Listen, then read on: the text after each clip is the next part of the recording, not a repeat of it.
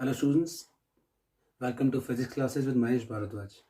हम लोग अभी आपका क्लास 12 का मल्टीपल चॉइस क्वेश्चन का चैप्टर वाइज एक सीरीज़ शुरू करने वाले हैं। और जो चैप्टर वाइज सीरीज़ हम शुरू कर रहे हैं, इसमें हम लोग सारे के सारे चैप्टर्स के multiple choice question sequentially discuss करेंगे। हम कोशिश करेंगे ऑलमोस्ट हर तरह का एक मल्टीपल चॉइस क्वेश्चन का टाइप हम डिस्कस कर पाएँ, सो दैट आप लोगों के लिए ये आपके बोर्ड एग्जाम्स के लिए और कॉम्पिटेटिव एग्जाम्स के लिए थोड़ा बहुत हेल्प करे। अगर इस एक चीज़ को हम सीक्वेंशली करने की कोशिश करेंगे तो उसके पहले थोड़ा बहुत इसका रिवीजन करना पड़ेगा चैप्टर वाइज। मैं जो रिवीजन करवाऊंगा फॉर्मूलाज का रिवीजन करवाऊंगा, कॉन्सेप्ट का रिवीजन डिटेल में नहीं हो पाएगा। तो हम लोग यहाँ पर छोटे छोटे फॉर्मूलाज जिनको हम अप्लाई करने वाले हैं इन मल्टीपल चॉइस क्वेश्चंस में, वहाँ पर डिस्कस करने वाले हैं आप लोगों के साथ में। सो हम शुरुआत करेंगे आपके पहले चैप्टर से। आपका पहला चैप्टर है इलेक्ट्रिक चार्जेस एंड फील्ड। अब उसके अक्रॉस जो जो फॉर्मूलाज हमारे पास रहेंगे, जो जो कॉन्सेप्ट आपके पास एप्लीकेबल रहेंगे उन मल्टीपल चॉइस क्वेश्चंस के लिए, हम वो डिस्कस करने वाले हैं। और इसके रिगार्डिंग एक काफ़ी इंपॉर्टेंट एस्पेक्ट इसका ये है कि आप जो भी एमसीक्यूज अभी डिस्कस करने वाले हैं, चाहे मैं पूरे क्वेश्चंस अभी इस वीडियो में डिस्कस ना भी कर पाऊँ, तो भी उसका जो पीडीएफ रहेगा वो डिस्क्रिप्शन बॉक्स में मैं आप लोगों के साथ शेयर करूँगा। और इस पीडीएफ का जो मैं आप लोगों से आज शेयर करने वाला हूँ इस वीडियो के साथ में, उसका सोल्यूशन नेक्स्ट वीडियो में आपको शेयर किया जाएगा। और नेक्स्ट वीडियो में इसी तरह से उस एक टाइम का पीडीएफ एंड सो ऑन, ये प्रोसेस लगातार चलता रहेगा। सो हम कोशिश करेंगे आपके पास पीडीएफ आता रहे, सोल्यूशन आता रहेगा उसका, और आप डिस्कस करते रहें उन एमसीक्यूज को। लेकिन किसी भी क्वेश्चन को सॉल्व करने से पहले आप लोगों को एक सजेशन रहेगा, आप क्वेश्चन का स्टेटमेंट पढ़िए, try to solve the question on your own initially. उसके बाद आप देखें कि आप अगर वो चीज़ अपने अकॉर्डिंग सॉल्व नहीं कर पा रहे हैं तो आप सोल्यूशन देख सकते हैं आसानी से। सो एक मेथड आप मेथोडिकली आप आगे जा सकते हैं, आसानी से उसको अप्रोच कर सकते हैं। सो हम स्टार्ट करेंगे आपके फर्स्ट फॉर्मूला से जो आपके इस chapter electric charge and field में आता है। पहला फॉर्मूला जो बेसिक फॉर्मूला आपका है बेटा, दैट इज ऑन फोर्स। मैं ज़्यादा कॉम्प्लिकेट नहीं कर रहा हूँ writing that heading and all of the chapter. क्यों रिवाइज करना है हमको, तो सीधा सीधा आपको फॉर्मूलाज बताऊंगा, I am not going in detail. सबसे पहले आपके पास इसमें कूलम्स लॉ आता है। कूलम्स लॉ का कूलम फोर्स का कॉन्सेप्ट आता है, वो इलेक्ट्रोस्टैटिक फोर्स ऑफ अट्रैक्शन और रिपल्शन का आता है। अगर आप इलेक्ट्रोस्टैटिक फोर्स ऑफ अट्रैक्शन और रिपल्शन पर जाते हैं तो आपके पास जो फोर्स का फॉर्मूला रहता है, that formula comes out to be K Q1 Q2 upon R square. That is the formula, force of attraction or repulsion between two charges which are kept at a certain distance. तो आपके पास force का formula कुछ इस तरह से आता है। अब यहीं पर अगर मैं आपको बता दूं, ये जो K है ये कांस्टेंट है, ये सबको मालूम है। इसका वैल्यू क्या रहता है, 9 × 10⁻⁹। अब इसका यूनिट क्या रहता है, हमारे पास इसका यूनिट रहेगा newton metre square coulomb inverse square. It is newton metre square coulomb inverse square. अगर इसकी न्यूमेरिकल वैल्यू के बाद एक कांस्टेंट की वैल्यू की फॉर्म में हम जाते हैं तो इट इज रिप्रेजेंटेड एज 1/4πε0। अब इसमें ये जो ε0 है ये परमिटिविटी को रिप्रेजेंट करता है, फ्री स्पेस और वैक्यूम की। अब उस परमिटिविटी का वैल्यू रहता है 8.854 × 10⁻⁻12। अगर आप इसके यूनिट को देखेंगे, इसके कॉरेस्पॉन्डिंग उसको रेसिप्रोकेट कर देंगे तो इसका यूनिट आपके पास आ जाएगा। तो this comes out to be, यहाँ newton metre square coulomb inverse square था, ये बन जाएगा coulomb square newton inverse metre inverse square. तो ये आपके पास इन कांस्टेंट की वैल्यूज आ जाती हैं जो आप K और ε0 की फॉर्म में यहाँ पर देख पा रहे हैं। ये आपका फर्स्ट फॉर्मूला है जो हम इसके अक्रॉस यूज करने वाले हैं। अब इसके बाद हम जंप करेंगे इसके सेकंड फॉर्मूला पर, इस चैप्टर के सेकंड फॉर्मूला पर। सेकंड फॉर्मूला हमारे पास डाई इलेक्ट्रिक कांस्टेंट को लेकर आता है जो डिपेंड करता है किसी भी मीडियम पर। जैसे परमिटिविटी एक मीडियम और फ्री स्पेस के कॉरेस्पॉन्डिंग आपके पास एक सर्टेन वैल्यू देती है। यहाँ पर ये ε0 क्या रिप्रेजेंट कर रहा है, ये रिप्रेजेंट कर रहा है आपका permittivity of free space of vacuum. That same way किसी एक पर्टिकुलर मीडियम के लिए बजाय ε0 लिखने के आप लिखते हैं सिर्फ एप्सिलॉन। अब उसी फॉर्म में आपके डाइलेक्ट्रिक कांस्टेंट K या फिर रिलेटिव परमिटिविटी को हम रिप्रेजेंट करते हैं। अब अगर आप इसको फॉर्मूला की फॉर्म में देखें, हम लिख देंगे इसको F vacuum upon F medium, जिसको रिप्रेजेंट आप करते हैं ε/ε0 से। तो इस फॉर्म में अगर आप देखें epsilon can be written as K ε0, आप इस फॉर्म में इसकी वैल्यू रिप्रेजेंट करके देख सकते हैं। आई होप ये चीजें क्लियर हो रही हैं आप लोगों को। अब इसके बाद आपका नेक्स्ट फॉर्मूला आएगा सुपरपोजिशन प्रिंसिपल का, जहां पर आपको किसी एक चार्ज पर नेट फोर्स निकालनी है। जब आप उसको नेट फोर्स की फॉर्म में देखने वाले हैं तो आपके पास मान लीजिए कोई टेस्ट चार्ज है Q0, उस पर आपको नेट फोर्स निकालना है तो F0 आपके पास क्या आएगा, it will be given to us as vector sum of all the forces. So it comes out to be F01 plus F02। अगर मेरे पास n चार्जेस हैं so this comes out to be so on up to F0n। इस form में आपके पास formulas यहाँ पर आ जाएंगे, राइट। देन हम अगर सीधा जंप करें इसके बाद नेक्स्ट फॉर्मूला जो आपके पास आता है वो नेक्स्ट फॉर्मूला इलेक्ट्रिक फील्ड का आएगा। एंड आई गेस आप लोग रिवाइज करें अपने कॉन्सेप्ट्स को, तो इलेक्ट्रिक फील्ड आपके पास is given to us as force per unit charge, जिसमें कंडीशनली आपके पास एक लिमिट रहती है, E given to us as limit Q0 tend to 0 F/Q0। अगर इसको फॉर्मूला में, बिकॉज मैंने वेक्टर नोटेशन में लिखा है, ये बन जाएगा आपके पास K Q upon R square into R cap. तो यहाँ के का वैल्यू वही आ जाएगा आपके पास 1/4πε0। तो आपके पास इलेक्ट्रिक फील्ड का फॉर्मूला यहाँ पर ये बन जाएगा। अब जिस तरह से आपका फोर्स का सुपरपोजिशन प्रिंसिपल फॉलो होता है, वैसे ही आपके पास इलेक्ट्रिक फील्ड का भी सुपरपोजिशन प्रिंसिपल फॉलो होता है उसी सीक्वेंस में। यहाँ पर मैं कुछ चीज़ें ऐड करना चाहता हूँ इसके साथ में, और वो जो चीज़ें मैं ऐड करना चाहता हूँ वो आपके पास रहेंगी चार्ज डिस्ट्रीब्यूशन के रिगार्डिंग। बिकॉज आपके पास चार्ज का डिस्ट्रीब्यूशन लीनियर भी होता है, एक प्लेन के अक्रॉस जिसको हम सरफेस चार्ज डिस्ट्रीब्यूशन कहते हैं वो भी होता है, फिर वॉल्यूम के अक्रॉस जो आपका वॉल्यूम चार्ज डिस्ट्रीब्यूशन होता है वो भी होता है। तो हम इसको रिप्रेजेंट करेंगे उसी फॉर्म में। सबसे पहले अगर मैं लीनियर चार्ज डिस्ट्रीब्यूशन की बात करता हूं तो उसके कॉरस्पॉन्डिंग चार्ज डेंसिटी लैम्डा होती है, that is given to us as charge per unit length, and this length is complete length. अगर मैं इसको स्मॉल चार्ज और स्मॉल लेंथ की फॉर्म में ऑब्जर्व करता हूं, so this will be given to us as dq upon dl। ये चीज आप मान के चलिए ये यूनिफॉर्म चार्ज डिस्ट्रीब्यूशन के कॉरस्पॉन्डिंग होती है, because charge per unit length that is complete charge upon complete length, that will be given to us as small charge upon small length. ये सिर्फ यूनिफॉर्म चार्ज डिस्ट्रीब्यूशन के corresponding ही applicable आपके पास रहेगा। अब आते हैं आपके सरफेस चार्ज डिस्ट्रीब्यूशन पर। उसके कॉरस्पॉन्डिंग आपका सरफेस चार्ज डेंसिटी रहता है सिग्मा, और जो सरफेस चार्ज डेंसिटी आपका सिग्मा रहता है it is given to us as Q upon A या एस, जो आपको कंफर्टेबल लगता है आप लिख सकते हैं। A is representing area, Q is representing charge, so charge upon area. अब इसी एक चीज को हम लिख सकते हैं d Q upon d A, where dq is representing small charge, dA representing small area। ये भी आपके पास यूनिफॉर्म चार्ज डिस्ट्रीब्यूशन के कॉरस्पॉन्डिंग ही एप्लीकेबल है। Then that same way we used to have volume charge distribution, जो आपके पास 3D distribution रहता है, उसके कॉरस्पॉन्डिंग आपका चार्ज डेंसिटी आ गया है रो। It comes out to be q upon v, और we can write it to be dq upon dv। तो ये आपके पास कुछ फॉर्मूलाज आपके पास चार्ज डिस्ट्रीब्यूशन को लेकर आते हैं which are equally applicable only for uniform charge distribution. Anyway, electric field की बात हम कर रहे थे। यहाँ पर आपके पास ये चार्ज डिस्ट्रीब्यूशन जो रहेगा हम डिस्कस करेंगे, चाहे वो फोर्स के कॉरस्पॉन्डिंग है, चाहे आप इलेक्ट्रिक फील्ड की बात करें। अब हम इसके बाद आएंगे किस पर, आपके इलेक्ट्रिक फील्ड के ही एक कॉन्सेप्ट पर। जब आप देखेंगे इलेक्ट्रिक फील्ड आपके पास लाइन चार्ज डिस्ट्रीब्यूशन की फॉर्म में देख रहे हैं किसी एक सिलेंड्रिकल कॉन्सेप्ट के कॉरस्पॉन्डिंग, तो यहाँ इलेक्ट्रिक फील्ड का जो फॉर्मूला आपके पास बन के आता है it comes out to be lambda upon 2πε0r। मैं डायरेक्टली इन फॉर्मूलाज को कैरी कर रहा हूं, अदरवाइज अगर आप इसको मॉडिफाई करके लिखना चाहते हैं आप इसको डायरेक्टली लिख सकते हैं 1/4πε0 2 लैम्डा अपॉन आर। वो भी आपके पास उस सिलेंड्रिकल डिस्ट्रीब्यूशन के कॉरस्पॉन्डिंग फॉर्मूला को रिप्रेजेंट करेगा बेटा। आप अगर याद करें इलेक्ट्रिक चार्ज आपका इलेक्ट्रिक फोर्स पहले आता है कूलम्स लॉ वाला मैकेनिज्म, देन इलेक्ट्रिक फील्ड का आता है, थर्ड आता है इलेक्ट्रिक फ्लक्स वाला। अब इलेक्ट्रिक फ्लक्स वाला जो कॉन्सेप्ट है उसको हम फ्लक्स को रिप्रेजेंट करते हैं फाई से। फाई आपके पास रहेगा हमेशा गिवन एज q अपॉन ε0, और अगर इसको थोड़ा सा एलेबोरेट करके देखें हमारे पास इसको हम E.A से भी रिप्रेजेंट करते हैं या E.S से भी रिप्रेजेंट करते हैं, जहां पर आपके पास S और A आपके एरिया को रिप्रेजेंट कर रहा है। और इसी के corresponding flux can have it's value positive, flux can have it's value negative. ये बेसिक फॉर्मूला आपके पास फ्लक्स को लेकर आते हैं। तो ये कुछ बेसिक फॉर्मूलाज है जो मेरे अकॉर्डिंग इस चैप्टर में हम डिस्कस करते हैं इलेक्ट्रिक चार्ज एंड फील्ड के कॉरस्पॉन्डिंग। अब by keeping all these formulas in mind हम कोशिश करेंगे कुछ मल्टीपल चॉइस क्वेश्चन को सॉल्व करने की, और अगर कोई फॉर्मूला स्किप हो गया बीच में तो मैं इन बिटवीन आप लोगों से वो डिस्कस करने की कोशिश करूंगा, और मैं जहां पर भी अप्लाई होगा उससे पहले आपको ब्रीफ कर दूंगा कि सो एंड सो फॉर्मूला यहां पर उस एक पर्टिकुलर पार्ट से आ रहा है। So let's begin with the questions now.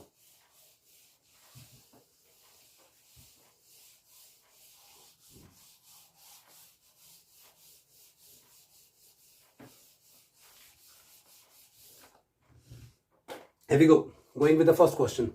So your first question is, a uniformly charged thin spherical shell of radius r carries uniform surface charge density of sigma per unit area. It is made of two hemispherical shells which are held together by pressing them with the force F. अब आपके पास यहाँ पर पूछा गया है the force F is proportional to, आप ये चीज सामने क्लियरली देख सकते हैं, force F is found proportional to. आपके पास 4 ऑप्शन दिए गए हैं and we have to figure out इनमें से कौन सा ऑप्शन इसके कॉरस्पॉन्डिंग करेक्ट ऑप्शन रहने वाला है। अब क्योंकि ये हेमिस्फेरिकल शेल की बात कर रहे हैं तो आपको एक चीज समझनी है, यहाँ पर जो सरफेस चार्ज डेंसिटी आपके पास रहेगा, क्योंकि चार्ज डिस्ट्रीब्यूशन ने स्फेयर के कॉरस्पॉन्डिंग बोला है, सरफेस चार्ज डेंसिटी की फॉर्म में बोला है, तो आपके पास surface charge density will be given to us as charge upon area. अब क्योंकि ये आपके पास कंप्लीट स्फेयर है, इसको आप ब्रेक कर रहे हैं, अब पूरे स्फेयर का एरिया बन जाता है 4πr², तो हाफ का क्या बन जाएगा 2 पाई आर स्क्वायर आपका एरिया बन जाएगा। अगर इसका हाफ का एरिया 2 पाई आर स्क्वायर बन जाएगा तो automatically your surface charge density will be given as charge upon area. So area comes out to be 2 pi R square. And the reason why am I discussing this with you, because हमको force निकालना है। और अगर आप electric field के concept को apply करके देखें, your electric field is given to us as force upon charge. यहां से force comes out to be Q into E। तो अगर यहां पर मैं इसको अप्लाई करके देखूंगा तो आपके पास sigma is Q upon 2 pi R square. तो आपके पास चार्ज का फॉर्मूला बन जाएगा sigma into 2 pi R square. ये आपके पास चार्ज का वैल्यू आ जाएगा। लाइक आई सेड अर्लियर कि अगर कोई फॉर्मूला मैं स्किप कर जाऊंगा तो during the topic, during the numerical, जो भी मल्टीपल चॉइस क्वेश्चंस आप लोगों से डिस्कस करूंगा उसके रिगार्डिंग वहां पर उस फॉर्मूला के रिगार्डिंग बताऊंगा। यहां पर आपको मैं बता दूं, इलेक्ट्रिक फील्ड की जब हम बात करने वाले हैं तो आपकी इलेक्ट्रिक फील्ड के लिए हम यहाँ एक फॉर्मूला यूज करते हैं सिग्मा अपॉन 2 एप्सिलॉन नॉट। शायद आप लोगों को याद होगा क्योंकि हमने रिवीजन की फॉर्म में देखा है। तो आपके पास ये फॉर्मूला किसी भी एक कंडक्टर के कॉरेस्पॉन्डिंग इलेक्ट्रिक फील्ड निकालने के लिए यूज किया जाता है। So this comes out to be sigma upon 2 epsilon naught. तो अप्लाई करेंगे यहाँ पर, यह force comes out to be, let's see the value of F comes out to be Q is given to us as sigma into 2 pi r square. Electric field is given to us as sigma upon 2 epsilon naught. अगर आप simplify करेंगे 2 will be cancelling this 2. Sigma into sigma will become sigma square. Then we have got pi r square divided by epsilon naught. अब जो end result हमारे पास आ रहा है हम compare करेंगे जो हमें ऑप्शन दिया गया है उनमें से कौन सी ऑप्शन के साथ ये रिजेंबल करता है। तो हमारे पास है sigma square pi R square. Sigma square pi R square मुझको दिख रहा है ऑप्शन ए में, और कहीं दिखाई दे रहा है? नहीं, और कहीं नहीं दिख रहा है। Sigma square pi R square upon epsilon nought. So obviously आपका option A is the correct option in this particular question. तो ये आपका पहला क्वेश्चन था जिसमें आप लोगों को पूछा गया था force is from proportional to, and finally it comes out to be sigma square pi R square. आपके पास जो ऑप्शन है उसमें लिखा गया है pi sigma square R square upon epsilon naught, that is option A. तो वही हमारे पास यहाँ पर आ रहा है pi sigma square R square upon epsilon naught. That's question number 1। Going further, I hope question समझ आ गया आप लोगों को। हम नेक्स्ट क्वेश्चन पे जंप करते हैं। एक हो question number 2। So charge Q1 that is given to us as 6 nanocoulomb is on y axis at y is equal to plus 3 centimeter, and charge Q2 is equal to minus 6 nanocoulomb is on y axis at y is equal to minus 3 centimeter। आपके पास यहाँ पर values दे दी गई हैं charges की और बताया गया है x एक्सिस y एक्सिस पे आपके पास इसकी लोकेशन कहाँ कहाँ है। देन आपको बोला गया है we need to calculate force on a test charge Q0, it is having its value 2 nanocoulomb which is placed on x axis at x equal to 4 centimeter। अब इस एक चीज को समझने के लिए मैं एक डायग्राम ड्रॉ करूंगा, आप आसानी से रिलेट कर पाओगे इस एक चीज को। अब अगर मैं इसे ओरिजिन मान लेता हूं तो ऑटोमेटिकली ऊपर को आ जाएगा +3, क्योंकि इसमें बोला गया y एक्सिस पे y इज इक्वल टू +3। सो ये आपके पास आ गया 3 सेंटीमीटर। अब नीचे को भी 3 सेंटीमीटर है क्योंकि आपके पास बोला गया है y एक्सिस -3 सेंटीमीटर। सो 0 से नीचे कितना आ जाएगा? -3 सेंटीमीटर। अब इनकी पोजीशन आपको बोली गई है। यहां पर charges Q1 which is having value 6 nanocoulomb, that is +6 nanocoulomb। Q2 आपके पास यहां पर आएगा which is having value -6 नैनोकूलम। ये कुछ वैल्यूज आपके पास गिवन है इस क्वेश्चन में। अब बोला गया है x एक्सिस पर eight a distance of 4 centimetre. तो मान लीजिए this is eight a distance of 4 centimetre. यहां पर आपके पास कोई टेस्ट चार्ज दिया गया है। टेस्ट चार्ज क्या दिया गया है? Q0, and the value of Q0 is 2 नैनोकूलम। ये आपके पास टेस्ट चार्ज का वैल्यू गिवन है। अब क्योंकि ये पॉजिटिव चार्ज है, इस एक चार्ज पर आपको निकालना है फोर्स का value. So let's figure out. पहले तो ऐसा करते हैं, कनेक्ट कर लेते हैं इन सबको यार। जब हम जोड़ देते हैं तो सबसे पहली आसान सी चीज जो मुझे दिखाई दे रही है दैट इज पाइथागोरस कॉन्सेप्ट। अब पाइथागोरस कॉन्सेप्ट अगर मैं अप्लाई करता हूं मुझे दिखाई देगा यहाँ पर 3 4 3 स्क्वायर 9 4 स्क्वायर 16 16 प्लस 9 25। आपके पास ये बन जाएगा 5 सेंटीमीटर। ये दोनों ओर को 5 सेंटीमीटर बन जाएगा। पाइथागोरस कॉन्सेप्ट अप्लाई करा, कुछ नहीं करा, राइट ट्रायंगल एज्यूम कर लिया इसको हमने। अब इसके बाद आपको निकालना है इस टेस्ट चार्ज पर फोर्स। अब क्योंकि ये पॉजिटिव चार्ज है, ये टेस्ट चार्ज भी पॉजिटिव है, तो ऑटोमेटिकली जो फोर्स लगेगा वो इधर को लगेगा। तो आपके पास Q1 will be providing a force F1 in this direction. F1 इधर को जा रहा है। अब ये चार्ज Q2 है, नेगेटिव चार्ज है, ये टेस्ट चार्ज है, तो पॉजिटिव चार्ज है आपके पास नेगेटिव की ओर अट्रैक्ट करेगा। तो ऑटोमेटिकली आपके पास F2 will be in this direction. तो आपके पास F2 का डायरेक्शन ही आ जाएगा। मैं इसे दोबारा लिख देता हूँ। This is 5 centimetre and this is coming out to be F2 which is pointing towards this charge Q2। ये मेरे पास आ गया, F1 इधर को आ गया, F2 इधर को आ गया है। अब मुझे फिगर आउट करना है कि आपके पास नेट फोर्स किधर को रहने वाला है। अब उसको फिगर आउट करने के लिए हम क्या करेंगे, एज्यूम कर लेते हैं, मान लीजिए ये एंगल थीटा है। अब यहां से लेकर यहां तक का डिस्टेंस, यहां से लेकर यहां तक का डिस्टेंस सेम है, तो आपके पास ये जो ट्राइंगल है सिमिलर राइट एंगल ट्राइंगल है, 3 4 5 3 4 5, तो यहाँ थीटा है तो यहाँ भी क्या आ जाएगा, थीटा एंगल आ जाएगा।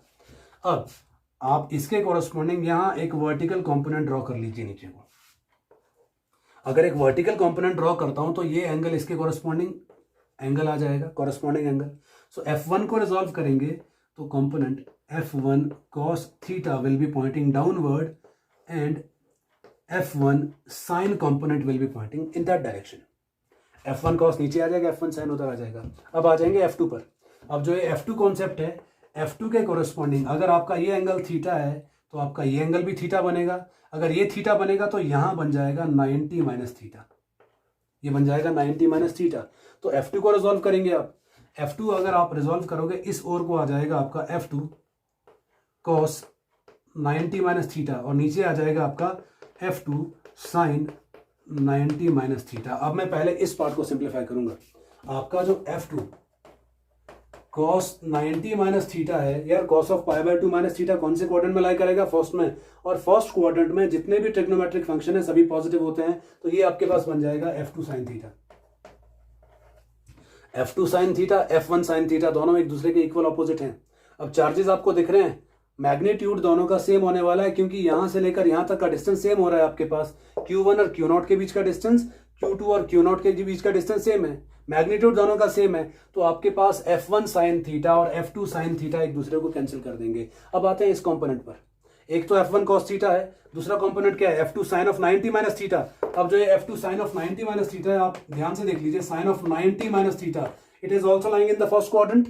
पहले क्वाड्रेंट में लाई करेगा तो ये भी क्या बन जाएगा, cos थीटा। तो आपके पास जो नेट फोर्स बन के आएगा वो नीचे को आ जाएगा, which comes out to be F1 cos theta plus F2 cos theta. तो ये आपके पास नेट फोर्स का वैल्यू यहाँ पर आ जाने वाला है। अब अगर नेट फोर्स आपके पास वर्टिकली डाउनवर्ड आने वाला है तो आपको ऑप्शंस जो बताई गई हैं उस ऑप्शंस के कोरस्पॉन्डिंग यहाँ पर क्लियरली पता लग जाएगा। क्या पता लगेगा कि ये आपके पास पॉइंट कर रहा है वाई के अलोंग। कौन सा Y, plus Y minus Y, minus Y. अगर ये माइनस वाई के अलोंग आपको पॉइंट कर रहा है तो इसके कोरस्पॉन्डिंग सिर्फ दो ऑप्शन है। कौन सा, एक ऑप्शन ए, दूसरा ऑप्शन सी। उसमें आपके पास माइनस का साइन आ रहा है तो आपका बी और डी ऑप्शन कैंसिल हो जाता है यहाँ पर। जब वो कैंसिल हो जाता है इसके बाद आपको सिंप्लीफाई करने के लिए कुछ नहीं बचा है इसमें। आप F1 F2 का वैल्यू ले लीजिए, cos थीटा का वैल्यू ले लीजिए। cos थीटा यहाँ पर क्या बन जाएगा, बेस अपॉन हाइपोटेनस, वो बन जाएगा 3/5 F1 F2। टेक्निकली अगर आप मैग्नीट्यूड में देखते हैं ये बन जाएगा आपके पास F1 is having same value Q1 Q2 upon distance का स्क्वायर, Q1 Q2 अपॉन डिस्टेंस का स्क्वायर। सिंप्लीफाई करेंगे ये बन जाएगा आपके पास Q1 Q0 upon what is distance 5 centimetre, 0.05 का स्क्वायर। और ये कितने टाइम आएगा, 2 टाइम आएगा। साथ में आ जाएगा cos थीटा, cos थीटा क्या बन गया 3/5। अब जब इस पार्ट को आप सिंप्लीफाई करते हैं, इसको सिंप्लीफाई करने के बाद आपका जो सोल्यूशन बन के आएगा that solution will becomes minus of 51.8 J micro आपका न्यूटन, जो आपका फोर्स का वैल्यू यहाँ पर आने वाला है। ये आपका नेट फोर्स इसके कॉरस्पॉन्डिंग आएगा। ये ऑप्शन ए इस केस में भी आपका करेक्ट ऑप्शन आएगा जो आपका क्वेश्चन नंबर 2 है। तो आप आसानी से कंपोनेंट को रिजॉल्व करके इसके कॉरस्पॉन्डिंग ऑब्जर्व कर सकते हैं कि हमारे पास इसका सोल्यूशन किस तरह से आने वाला है। ये आपका क्वेश्चन नंबर 2 था इस एक मल्टीपल चॉइस क्वेश्चन की सीरीज का। Going further to your next question. अगर आप लोगों को इन रेजोल्यूशन ऑफ कंपोनेंट में या फिर सॉल्यूशन करते हुए कोई कंफ्यूजन होता है तो आप इस वीडियो को दोबारा स्टार्टिंग से इसी क्वेश्चन के कॉरस्पॉन्डिंग देख सकते हैं और रिलेट कर सकते हैं किस जगह पर आप लोगों को कंफ्यूजन इसके रिगार्डिंग हो रहा था। Let's move on to your question number 3 now. एक और क्वेश्चन, आपका क्वेश्चन नंबर 3 का स्टेटमेंट अब मैं रीड कर लेता हूं आप लोगों के लिए, जिसके साथ आप लोग इसके सोल्यूशन पर जंप कर सकते हैं आसानी से। आपका question number 3, electrostatic force of repulsion between two charges, two positively charged ions carrying equal charge is 3.7 into 10 raised to power minus 9 Newton. So technically आपके पास जो फोर्स का वैल्यू गिवन है, मैं आपको बता दूं, F is given to us as 3.7 into 10 raised to power minus 9 Newton. ये हमारे पास फोर्स का वैल्यू गिवन है बेटा। When they are separated by a distance of 5 angstrom, अब उनके बीच का जो चार्जेस हैं उनके बीच का डिस्टेंस कितना दे रखा है, 5 एंगस्ट्रॉन्ग दे रखा है। तो आपके पास it comes out to be 5 angstrom. So it is 5 into 10 raised to power minus 10 metres. सारी की सारी वैल्यूज यहाँ लिख दी है मैंने. उसके बाद यहाँ स्टेटमेंट पे जाते हैं. So the question is what are the number of electrons missing from each ion. अब दोनों जितने भी आयन आपके पास दिए गए हैं उस इलेक्ट्रोस्टैटिक फोर्स ऑफ अट्रैक्शन और रिपल्शन के कॉरस्पॉन्डिंग, रिपल्शन दिया गया है उसमें कितने आयन्स मिस कर रहे हैं, कितने इलेक्ट्रॉन्स मिस कर रहे हैं, वो आपको क्वेश्चन में पूछा गया है. आपकी ऑप्शंस हैं A0, B2, C4 and D is 10. अब इसको हम सिंप्लीफाई करने की कोशिश करेंगे स्टार्टिंग विद द ऑप्शंस. जो हमारे पास वैल्यूज दी हुई हैं उसके कॉरस्पॉन्डिंग इसको सॉल्व करने की कोशिश करते हैं. F गिवन है मेरे पास ये 5 angstrom 5 into 10 raised to minus 10 metres. Starting with F अगर आप रिकॉल करें it is given to us K Q1 Q2 upon R square. सीधा फॉर्मूला हमारे पास होता है. हम क्या करते हैं जब भी सिंप्लीफाई करते हैं इन क्वेश्चंस को थोड़ा सा ध्यान देते हैं इस चीज़ का कि हम थोड़ा जल्दी जल्दी इनको सिंप्लीफाई कर सकें. और जल्दी सिंप्लीफाई करने का मोटिव सिर्फ ये होता है कि आपके पास जितने ज़्यादा क्वेश्चंस हम कर पाएं एक वीडियो में उतने कोशिश करेंगे करने की. सो अगर सिंप्लीफाई करोगे F comes out to be K Q1 Q2 upon R square. Value सारी गिवन है, हम रिलेट करेंगे इसको. It will be equal to 3.7 into 10 raised to power minus 9. Values हमने इंसर्ट कर दी है. के क्या है आपके पास? K will be 9 into 10 raised to power 9. Q1 Q2 अब लाइक चार्जेस बोला है, पॉजिटिवली चार्ज हैं और साथ में स्पेसिफाई करा इन्होंने इक्वल चार्जेस हैं. तो Q into Q will become Q square upon R square. What is R? R is 5 into 10 raised to power minus 10 का square. That will be equal to 3.7 into 10 raised to power minus 9. ये values मेरे पास आ गई हैं. अब finally अगर मुझे यहाँ से पूछा क्या गया है, मुझे निकालना है नंबर ऑफ इलेक्ट्रॉन्स. अगर इसके कॉरस्पॉन्डिंग नंबर ऑफ इलेक्ट्रॉन्स निकालने हैं तो नंबर ऑफ इलेक्ट्रॉन्स निकालने के लिए सिंप्लीफाई करना पड़ेगा. तो यहाँ से आप Q स्क्वायर का वैल्यू निकालोगे तो आपकी Q square comes out to be 3.7 into 10 raised to power minus 9 into 5 into 10 raised to power minus 10 का square divided by 9 into 10 raised to power 9. Absolutely. जब यहाँ से आप Q का वैल्यू निकालोगे value of Q comes out to be 3.2 into 10 raised to power minus 19 coulomb. ये मेरे पास charge का वैल्यू आ जाएगा. जब सिंप्लीफाई करेंगे Q comes out to be this value. अब अगर Q आ गया यार, अब तो सीधा कॉन्सेप्ट है क्वांटाइजेशन ऑफ चार्ज. हम लोग पढ़ते रहे हैं Q is equal to N. 10th में भी पढ़ा था, 12th में भी पढ़ा था. इंट्रोडक्शन जब भी करते हैं चार्ज का सबसे पहला फॉर्मूला यही पढ़ते हैं. सो हमारे पास Q is given to us as N into E. Simplify करोगे आपको निकालना क्या है? N का value. N comes out to be Q upon E which comes out to be 3.2 into 10 raised to power minus 19 divided by 1.6 into 10 raised to power minus 19. अगर simplify करोगे N comes out to be 2. सो आपका इस question के लिए जो option रहेगा the correct option will be option B, जो आपके पास आंसर है 2. मैं रिपीटेडली बोल रहा हूँ, जल्दी करवा रहा हूँ ताकि मैक्सिमम नंबर ऑफ क्वेश्चन हम इसमें अटेम्प्ट कर पाएं. जितना हो सकते हैं उतना करने की कोशिश करेंगे इसके across. Anyway that was question number 3. Jumping to your next question, that is question number 4.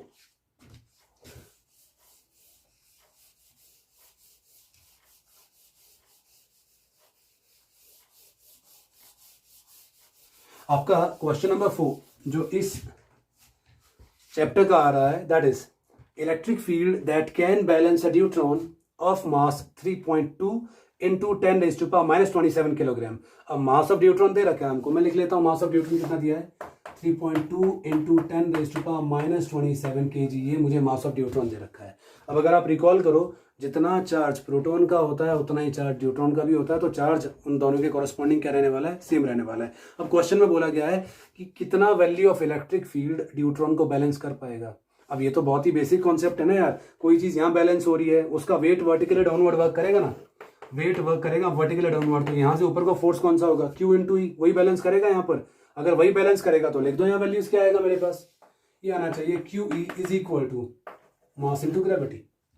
अब ऑप्शन जो मेरे पास है यार उसके बेसिस पर, बिकॉज यहाँ पर स्पेसिफाई नहीं कर रखा है कि एक्सेलरेशन ड्यू टू ग्रेविटी क्या लेना है, 9.8 मीटर पर सेकंड स्क्वायर या 10 मीटर पर सेकंड स्क्वायर.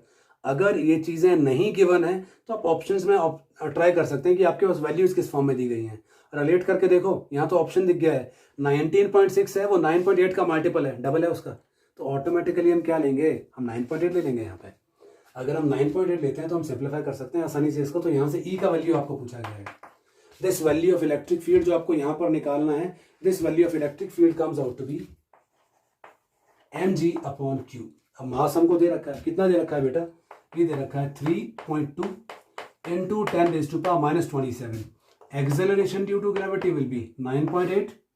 Q कितना दे रखा है? Q हमको मालूम है, चार्ज ऑफ प्रोटॉन जो रहेगा वही चार्ज ऑफ न्यूट्रॉन रहता है. तो आपके पास बन जाएगा 1.6 into 10 raised to power minus 19. Simplify हो गया. 16 2 ज़ा 32, तो आपके पास -19 है, 9.8 का डबल हो जाएगा 19.6। अब -19 है, वहाँ -27 है, डिफरेंस कितने का आ जाएगा? 8 का। तो ऑप्शन कौन सा बच गया आपके पास? Into 10⁻⁻8 newton per coulomb. So इसके corresponding the exact option, the appropriate option for this particular question will be option B. तो यहाँ आपका ऑप्शन बी इसके कॉरस्पॉन्डिंग करेक्ट ऑप्शन रहने वाला है। समझ आ रहा है आपको? तो ये आपका क्वेश्चन नंबर 4 था। अब जंप करते हैं नेक्स्ट क्वेश्चन पर, क्वेश्चन नंबर 5 पर।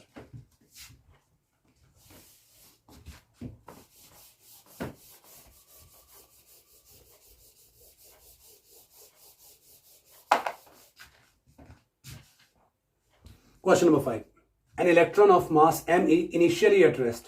अब यहां बोला गया है कि आपके पास एक इलेक्ट्रॉन है जिसका मास me है, वो इनिशियली किस स्टेट में है बेटा? वो रेस्ट में है हमारे पास। That is moving a certain distance in uniform electric field in time t1।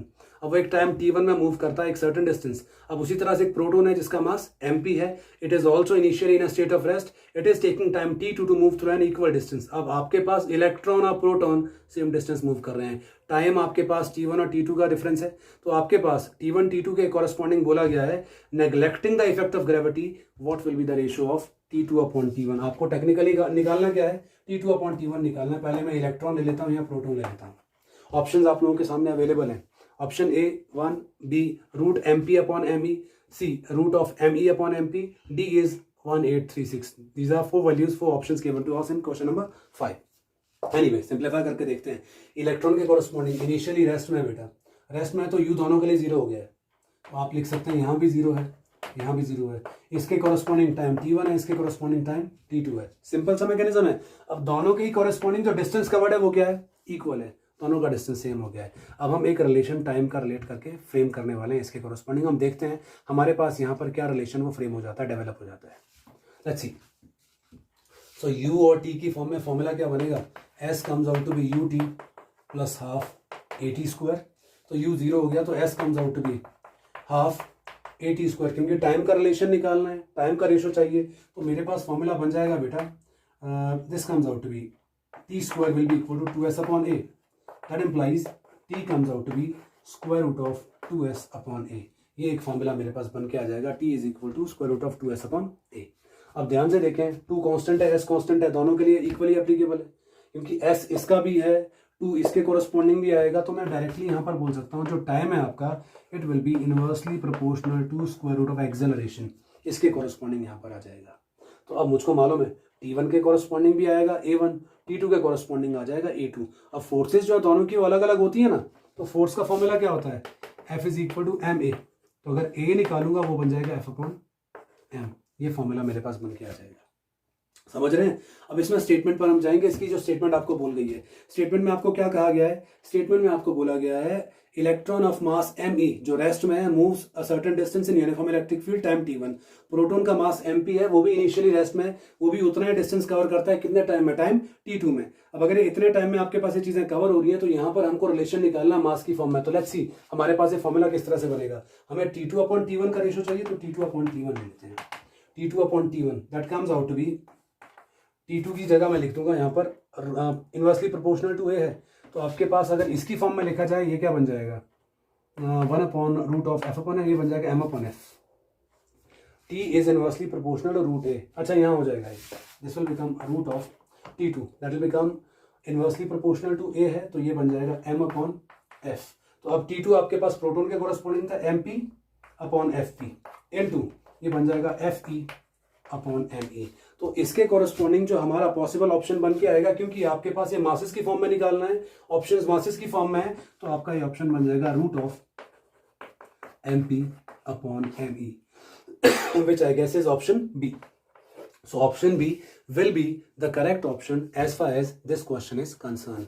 मैं रिपीटेडली बोल रहा हूं, किसी भी क्वेश्चन को जब आप सॉल्व करने की कोशिश कर रहे हो, अगर कहीं पर बीच में आप सॉल्व करते हुए फंबल करते हो, ब्रेक करते हो, क्या करना है बेटा? तब ओनली इन वीडियोस को सिंप्लीफाई करते सोल्यूशन को देखना है। अदरवाइज पहले क्वेश्चन को खुद सॉल्व करने की कोशिश करो, बिकॉज आप आसानी से उसको सॉल्व कर पाओगे, आपको ज्यादा प्रॉब्लम उसको सॉल्व करते हुए नहीं आएगा बेटा। सो आप सीक्वेंशली देखो इन चीजों को, और जब कोई भी क्वेश्चन आप देख लेते हो, कई बार नहीं आता है क्वेश्चन, तो दोबारा उसको रिपीट करके देखो, इनकेस पहली बार में वो समझ नहीं आता है, बिकॉज मैं उम्मीद करता हूँ ये चीजें आप आसानी से गेज कर पाओगे, समझ पाओगे, अंडरस्टैंड कर पाओगे। नेक्स्ट क्वेश्चन आपका अभी डिस्कस करते हैं। आपका जो नेक्स्ट क्वेश्चन है उसका स्टेटमेंट आपकी स्क्रीन पर है। Now look at this. Statement is an insulated sphere of radius capital R. आपके पास एक इंसुलेटेड स्फीयर है जिसका रेडियस आपको दे रखा है capital R. An insulated sphere of capital radius capital R has charge density rho. Charge density rho है। The electric field at a distance r. अब इसके कॉरेस्पॉन्डिंग आपको बोला गया electric field at a distance r from the centre of the sphere where small r is less than capital R. आपके पास ये formula यहां दिया गया है जहां पर आपके पास स्मॉल आर का वैल्यू क्या है, कैपिटल आर से काफी कम है। इसके कॉरेस्पॉन्डिंग आपको क्या निकालना है, इलेक्ट्रिक फील्ड का वैल्यू इसके कॉरेस्पॉन्डिंग इस पॉइंट पर निकालना है। अगर इस पॉइंट पर इलेक्ट्रिक फील्ड का वैल्यू निकालना है तो मैं एक सीधा मैकेनिज्म आपके पास लेके आऊंगा। अगर आप याद करो इलेक्ट्रिक फील्ड का फॉर्मूला क्या होता है, हम पढ़ते हैं ना KQ/R²। वही फॉर्मूला यहाँ हम डायरेक्टली पहले अप्लाई करके देखेंगे हमारे पास क्या आएगा। अब रो इन्होंने दे रखा है तो कहीं ना कहीं इसका यूटिलिटी जरूर होगा। अब यूटिलिटी कहाँ होगा, जाहिर सी बात है अगर मैं यूनिफॉर्म मास डिस्ट्रीब्यूशन की बात करता हूँ, यूनिफॉर्म चार्ज डिस्ट्रीब्यूशन की बात करता हूँ, तो आपकी जो चार्ज डेंसिटी या मास डेंसिटी है वो रोल प्ले करती है। मास डेंसिटी आपके पास सेंटर ऑफ मास कॉन्सेप्ट में it plays a very important role, but as far as your charge density is concern ये काफी इंपॉर्टेंट रोल प्ले करता है आपका किसके कॉरेस्पॉन्डिंग, आपके चार्ज डिस्ट्रीब्यूशन के कॉरेस्पॉन्डिंग। तो हमने एक स्फीयर ले लिया है जिसका रेडियस इनिशियली कितना दे रखा है r। अब इसके अंदर आपने ले लिया है ऐसा जिसका रेडियस क्या है r। तो ऑटोमेटिकली आपके पास जो चार्ज डेंसिटी रहेगा वो तो सेम ही रहने वाला है। तो डिफरेंस किस में आने वाला है, आपका डिफरेंस आने वाला है आपका फॉर्मूला में, जो आप फॉर्मूला यहाँ यूज करने वाले हैं। तो इसके कॉरेस्पॉन्डिंग अगर चार्ज डेंसिटी की बात करेंगे it will be given to us as Q/4/3 πr³। ये एक फॉर्मूला है आपके पास। अब यही चार्ज क्योंकि इसके स्फीयर पर है, चार्ज तो आपके पास इसके स्फीयर पर है। अब यहाँ हम जो फॉर्मूला यूज करने वाले हैं वो फॉर्मूला आपके पास चार्ज को लेकर आने वाला है। अगर मैं यहाँ पर चार्ज ले लेता हूँ dq, क्योंकि इसके प्रोपोर्शन में यहाँ q है, यहाँ क्या आ जाएगा dq, यूनिफॉर्म चार्ज डिस्ट्रीब्यूशन है, तो अपॉन में क्या आ जाएगा 4/3 πr³। बाकी फॉर्मूला वही रहने वाला है विदाउट एनी चेंज। तो आपके पास इलेक्ट्रिक फील्ड यहाँ कितना बन जाएगा k dq/r², क्योंकि इसका रेडियस r है। अप्लाई कर दीजिए तो e का वैल्यू क्या आ जाएगा, this comes out to be 1/4πε0। This dq comes out to be, इनको क्रॉस मल्टीप्लाई करो क्या बनेगा 4/3 πr³ रो अपॉन r²।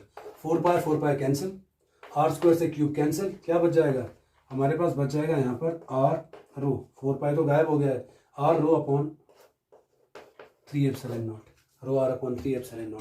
तो यहाँ पर आपका जो ऑप्शन बचता है रो r अपॉन 3ε0 वो कहाँ पर है, ऑप्शन ए है। क्योंकि हम लोग कंफ्यूज होते हैं जनरली, जब मैं भी इस क्वेश्चन का सोल्यूशन देख रहा था मेरे दिमाग में भी capital R small R confusion वाला एक एस्पेक्ट था, लेकिन हमें ये स्मॉल आर के कॉरेस्पॉन्डिंग निकालना है। तो ऑटोमेटिकली आपका option A will be the correct option as far as this question is concern. Hopefully आपको ये चीज क्लियर हो गई है। ये आपका नेक्स्ट क्वेश्चन था। Taking further to the next question now, हम कोशिश कर रहे हैं बेटा जितने ज्यादा क्वेश्चन इस एक वीडियो में डिस्कस कर सकें उतने क्वेश्चन डिस्कस करेंगे। रिमेनिंग क्वेश्चन जो इस वर्कशीट के रह जाएंगे मैं कोशिश करूंगा उनको उसका पीडीएफ आप लोगों के डिस्क्रिप्शन बॉक्स में, कोशिश नहीं करूंगा, उसका पीडीएफ आपको डिस्क्रिप्शन बॉक्स में मिल जाएगा और उसका सोल्यूशन नेक्स्ट वीडियो में आपको अवेलेबल रहेगा। Anyway, it goes to next question.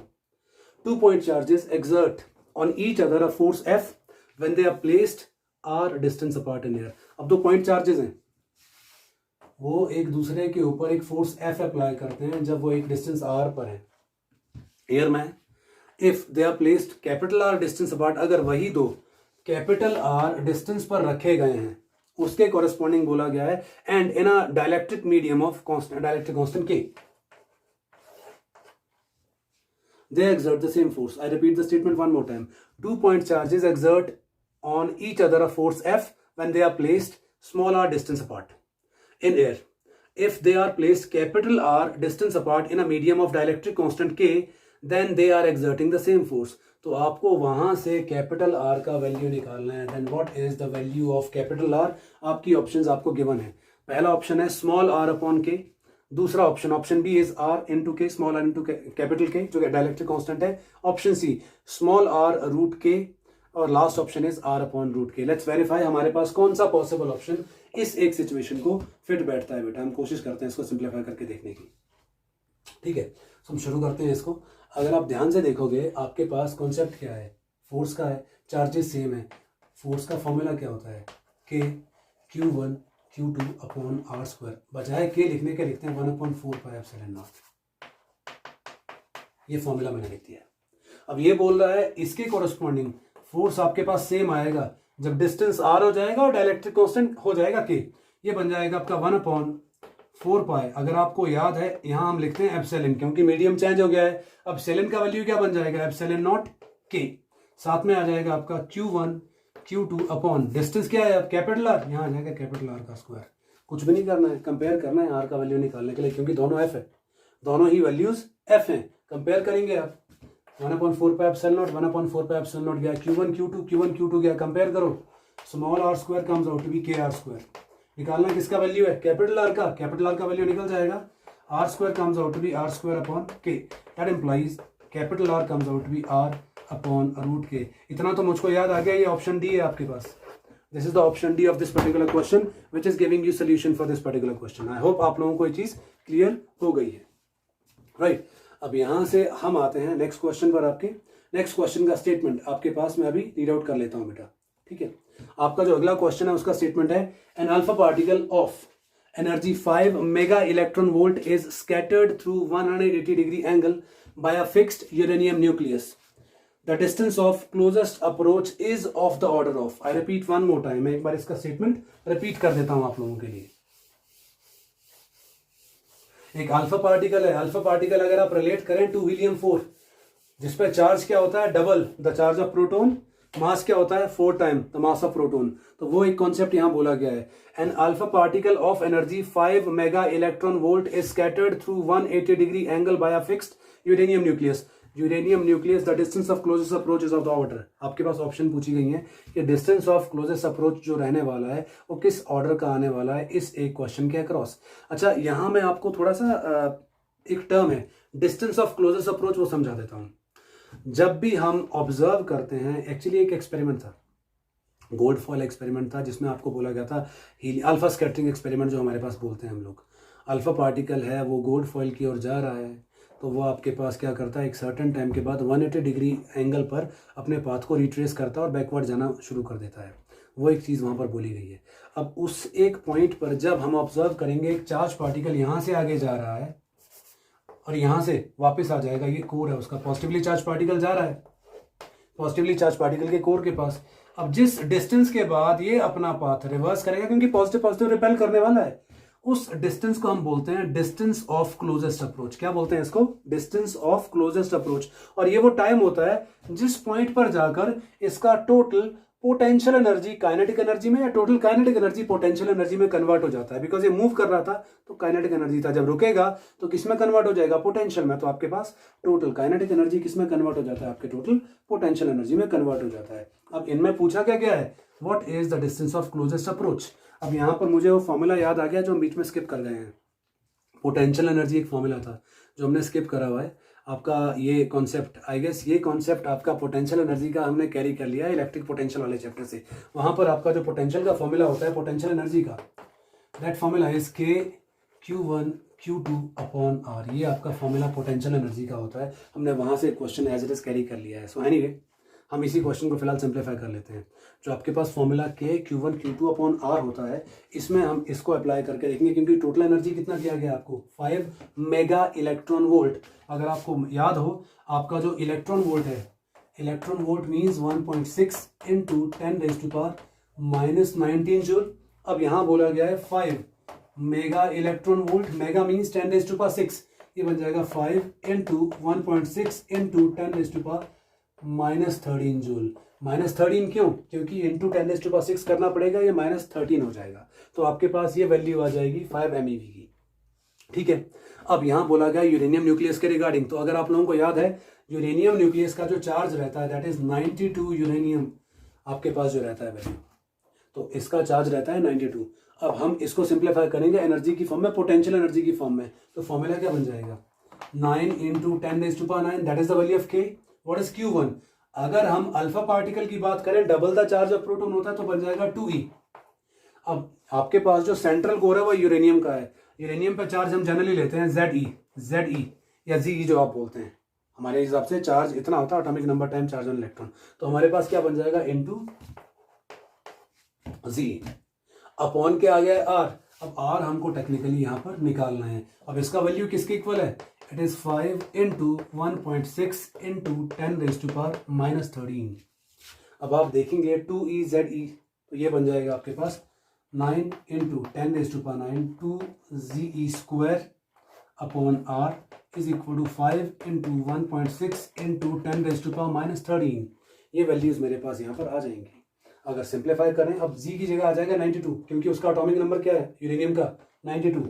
Electron पे चार्ज आप सबको पता है, आर का वैल्यू निकाला जा सकता है, तो आर क्या बन जाएगा, आर क्रॉस मल्टीप्लाई करोगे आर उधर चला जाएगा, ये बन जाएगा 9 into 10⁻9 into 2 into 92 into 1.6 into 10⁻⁻19 का square divided bye 5 into 1.6 into 10⁻⁻13।